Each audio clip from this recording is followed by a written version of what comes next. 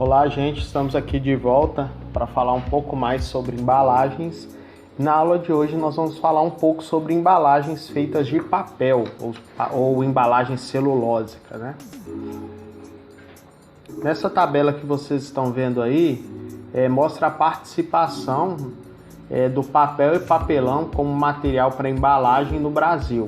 A gente percebe que ele ocupa lugar de destaque, esses valores são de 2010, dentro dos materiais de embalagem. Lembrando que dados mais recentes já mostram que as embalagens plásticas estão superando embalagens de papel e papelão.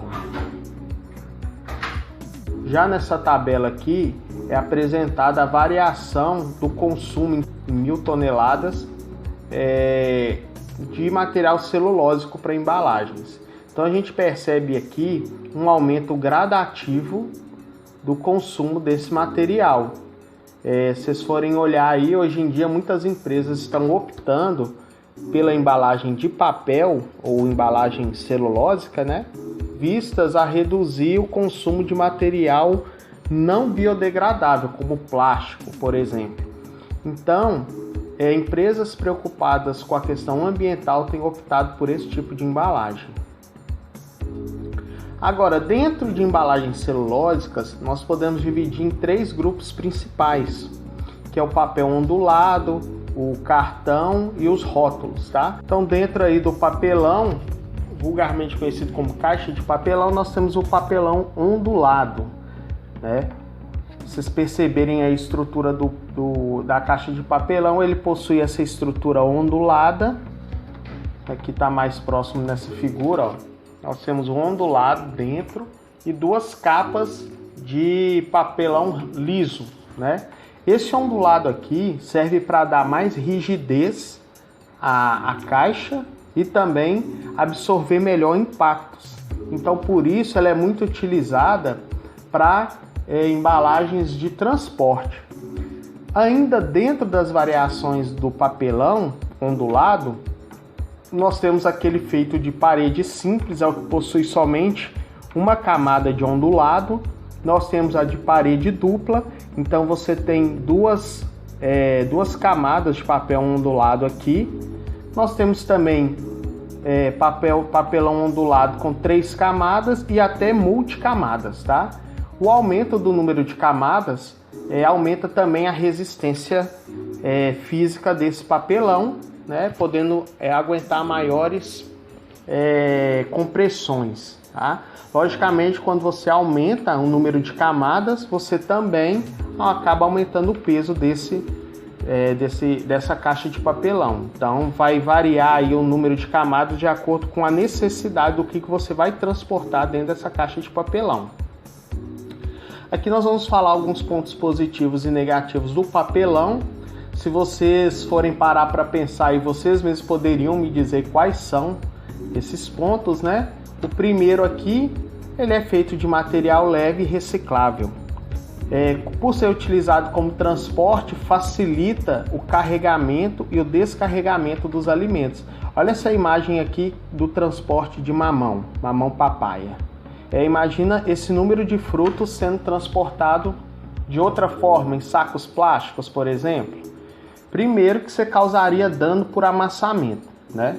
Então a caixa de papelão, além de deixar tudo muito bem organizado, um grande número de frutos, ele ainda permite que haja uma proteção desses frutos aqui. É de fácil verificação caso a embalagem seja violada. Por exemplo, esse caso aqui da caixa de papelão, quando você fecha, se alguém for abrir e depois tentar fechar de novo, é fácil verificar que ele foi violado. Então, não é à toa que ele é muito utilizado, o papelão, para transportes não só de alimentos, como dos mais diversos produtos, né? E é de fácil impressão de código de barra e o layout da empresa, tá? Código de barra, aquele códigozinho riscado, né? É fácil a impressão no papel. E também esse layout, esse desenho aqui, veja no exemplo dessa caixa de mamão, que você consegue pôr aqui uma figura, né? Colocar a marca, o que tem ali dentro. Então, é de fácil impressão. Porém, por ser feito de papel, como todas as embalagens desse material, ele acaba pegando umidade muito facilmente. E caso ocorra essa absorção de umidade, ele vai se tornar frágil, né? Podendo até ceder.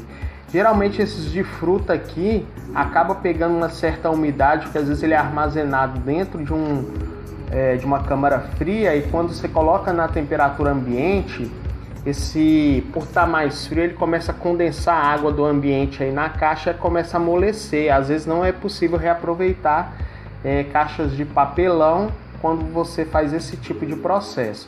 Agora, se você mantiver esse alimento, for um alimento seco que não precisa de refrigeração e tiver essa embalagem de transporte, você acaba podendo reutilizar. E também a questão dele ser mais suscetível ao ataque de pragas, roedores, né? O papelão é fácil esses animais roerem, então isso é um problema. Nessa tabelinha aqui do lado esquerdo, ele apresenta os principais mercados de papelão, tá? A gente percebe aí, se vocês forem parar para pensar, quando você vai comprar leite, né? Quem tem família grande vai comprar uma caixa de leite. As caixinhas de leite vêm dentro de uma embalagem maior que é feita de papelão. Os frutos, como eu já mostrei também, maçãs, peras, o mamão, né? Produtos de qualidade que quer ser mantido dessa forma, são transportados também em papelão. Tem também carnes, essas carnes embaladas a vácuo, para ela ser transportada dentro lá do caminhão e chegar ao supermercado, ele também é transportado em embalagens de papelão. E tem também biscoitos, por exemplo. Então a maioria dos alimentos que são vendidos no varejo, ele vem sendo transportado em embalagens de papelão, tá? Ele é leve, então isso ajuda na questão do custo do transporte, tá?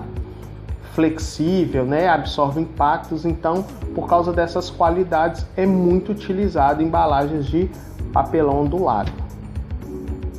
Nós temos também o papel cartão, né? Que já é aquele papelzinho mais fininho. Quando entrar em contato direto com o alimento, ele precisa de algum revestimento. A gente sabe que, por exemplo, vamos ver esse exemplo que a gente está vendo aqui nessa imagem. Aqui é um molho, tá? Aqui é um copo feito de papel, só que ele não é papel puro, ele é revestido com algum material, geralmente o polietileno de baixa densidade.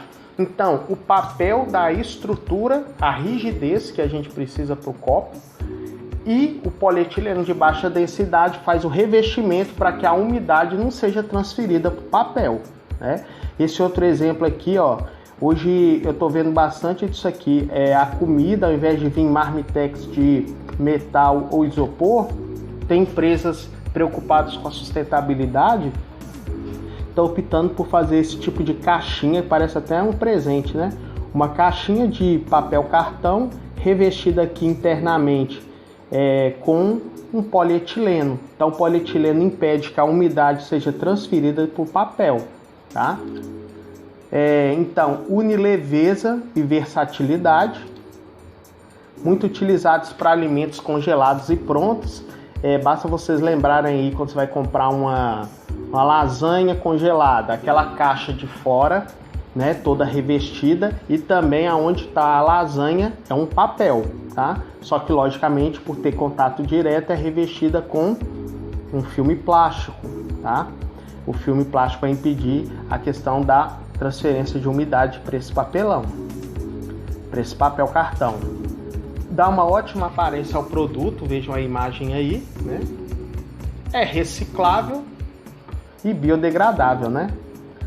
E ajuda na redução do consumo de embalagens não biodegradáveis. Por quê, gente? Imagina, se vocês forem olhar, tem várias empresas no ramo de alimentação que estão optando por copos e canudos de papel, logicamente, como eu falei, revestido de algum plástico como polietileno.